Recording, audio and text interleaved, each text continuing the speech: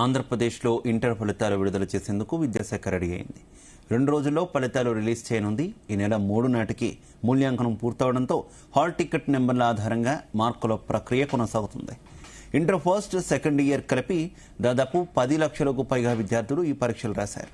అయితే గతేడాది ఏప్రిల్ 12న ఫలితాలను ప్రకటించిన సంగతి తెలిసిందే. ఈసారి 12వ తేదీన రెండో శనివారం కాగా 13న ఆదివారం వచ్చింది. ఇక ఏప్రిల్ 14వ తేదీన అంబేద్కర్ జయంతి కావడంతో సెలవు వచ్చింది. దీంతో ఏప్రిల్ 15వ తేదీన ఫలితాలు వెల్లడించే అవకాశం ఉన్నట్టు సమాచారం.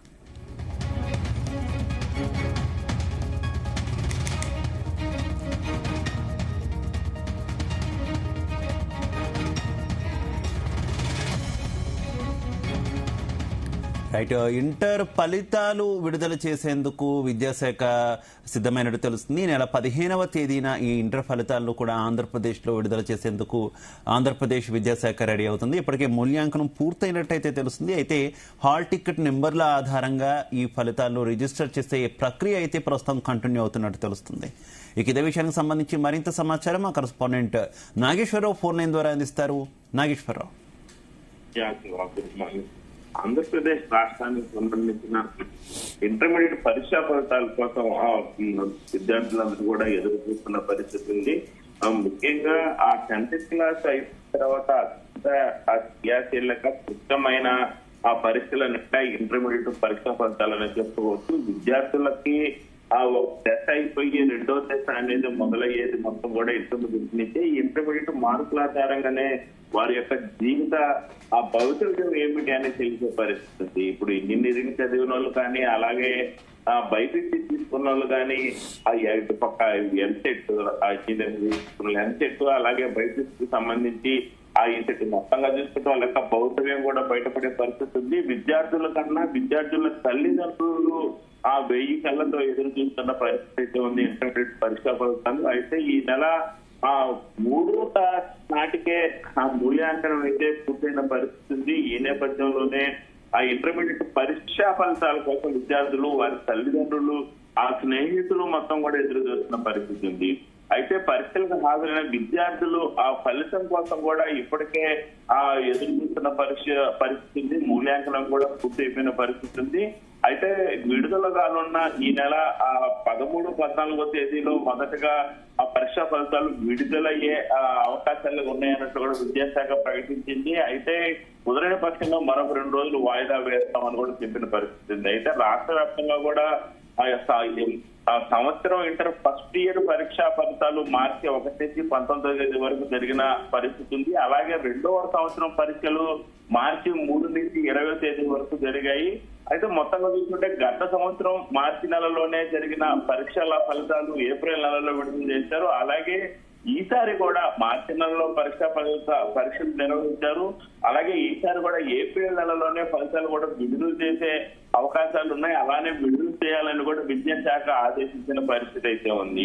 అయితే ముఖ్యంగా ఈ పరీక్షా ఫలితాలను ఆన్లైన్ లో అధికారికంగా వెబ్సైట్ ద్వారా, ఆ వాట్సాప్ నెంబర్ ద్వారా, SMS ద్వారా కూడా ఫలితాలు తెలుసుకునే అవకాశాల కోసం ఇంటర్మీడియట్ బోర్డు ప్రత్యేకంగా కొన్ని రూపొందించిన పరిస్థితి ఉంది.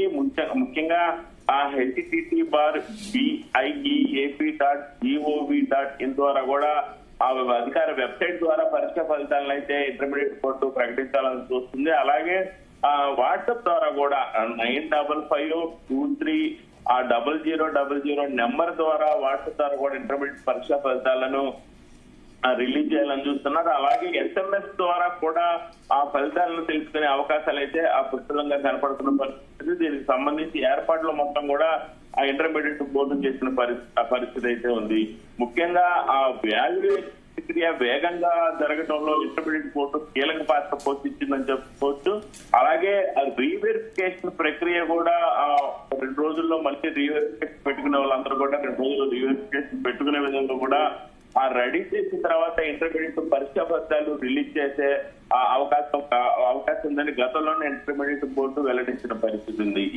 ఈసారి పరీక్షా ఫలితాలను పీడిఎఫ్ రూపంలో విడుదల చేస్తారని కొంత మేరకు సమాచారం ఉన్నప్పటికీ ఆ పీడిఎఫ్ రూపంలోనే రిలీజ్ చేస్తే విద్యార్థులకు కూడా ఉపయోగకరంగా ఉంటుందని, దీన్నే షార్ట్ మెమోగా కూడా ఉపయోగించుకునేలాగా ఉండే విధంగా కూడా రూపొందించాలని నారా లోకేష్ ఇప్పటికీ అధికారులను ఆదేశించిన పరిస్థితి అయితే ఉంది. ముఖ్యంగా ప్రవేశ పరీక్షలకు కానీ అడ్మిషన్ల సమయంలో కానీ దరఖాస్తు చేసుకునే ఆ సమయంలో కానీ ఈ పరీక్షా ఫలితాలే ఈ పీడిఎఫ్ ద్వారా వచ్చిన పరీక్షా ఫలితాలే విద్యార్థులకి కొండంత అండగా కూడా నిలిచే అవకాశం కనపడుతున్న నేపథ్యంలో ఖచ్చితంగా పీడిఎఫ్ రూపంలోనే ఇవ్వాలని కూడా అధికారులు అడుగులు ముందుకేస్తున్న పరిస్థితి ఉంది. ముఖ్యంగా ఇంటర్మీడియట్ ఫస్ట్ సెకండ్ ఇయర్ ఫలితాలు కలిపి దాదాపుగా 10 లక్షల మందికి పైగా విద్యార్థులు ఈ పరీక్షలు రాసిన పరిస్థితి అయితే ఉంది. అలాగే గతేడాది ఏప్రిల్ 12న ఆ ఫలితాలు ప్రకటించిన సంగతి తెలిసిందే. ఈసారి 12వ తేదీనే రెండో శనివారం కావటం,